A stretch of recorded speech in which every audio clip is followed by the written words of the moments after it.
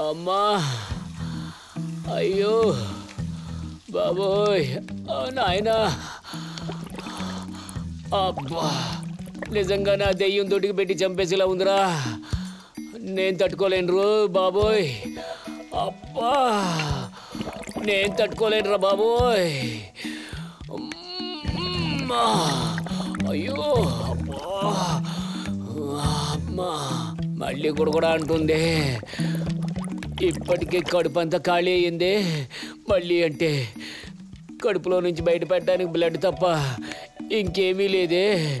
అమ్మా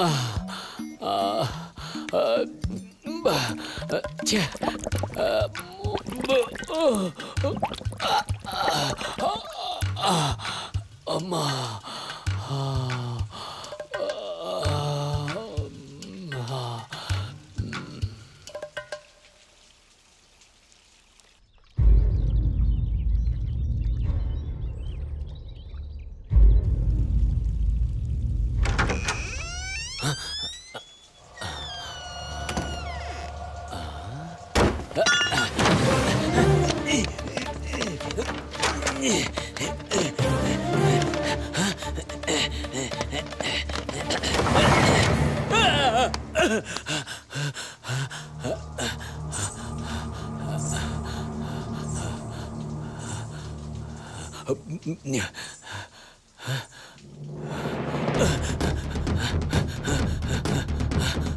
అమ్మో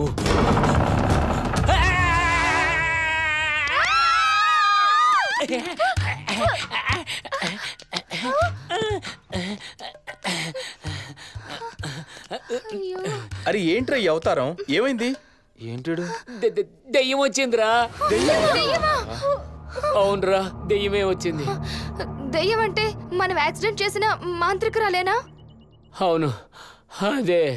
నువ్వు నోరు మీరా అవును శ్వేత ఈ కాలంలో కూడా దయ్యాలున్నాయంటే నువ్వు నమ్ముతావా ఆ వాచ్మెన్ గడ్ చేసే శబ్దాలకు వీడు భయపడి దయ్యం అనుకుంటున్నాడు అది కాదురా ఆ దెయ్యం రాత్రేమో నిద్ర లేకుండా చేసింది ఇప్పుడేమో గెస్ట్ హౌస్లో లేకుండా చేస్తుందిరా అంటే రాత్రి కూడా దెయ్యం వచ్చిందా అవునరా రాత్రి వీడిని లేపు చెప్తే నా మాట అస్సలు పట్టించుకోలేదు